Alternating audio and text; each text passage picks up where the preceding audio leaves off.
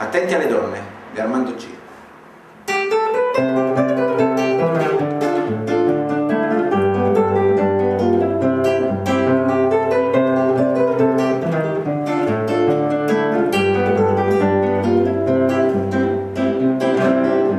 Quando una femmina ma me ne dice tanto lasciamo durare amore inutile, io sono filosofo, mi metto a ridere e saccia già che non fa manca si aggira, e la donna con baci e promesse fa ogni cosa nel proprio interesse, e femmina si chiagna la sciavonna e ravuglia, se invece ci disprezzano se vorne più azzeccare, come so scemo l'uomo che non sanno capire, si dice non una femmina e allora ritasi.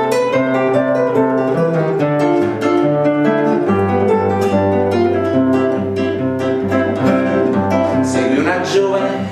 piuttosto eccentrica, la senti dire ma vuoi finire di fare lo stupido? Qui c'è un equivoco, io sono un uomo serio, sì, volevo offrirle un posticino nella mia macchina,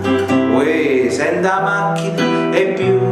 non ragiona, la ragazza con me si abbandona,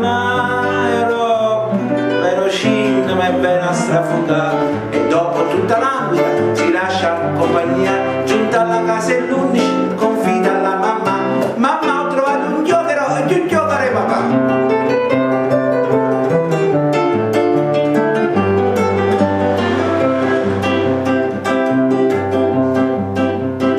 Se l'uomo è timido,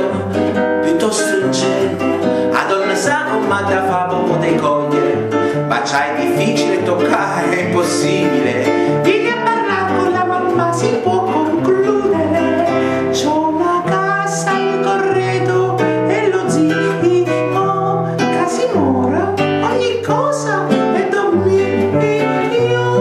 Il povero Saverio una volta giunto su, corredo casa lascido, non trova niente più, e restano a suo carico la moglie e la mamma, e 3 fratelli piccoli che gli sa tra campare, e che se su che femmina c'è poco da pazziare, te potene da girano, te sanno a revogliare. Io do consiglio ai giovani, casa annanzura, che c'è sta tutta a perdere e niente a guardare.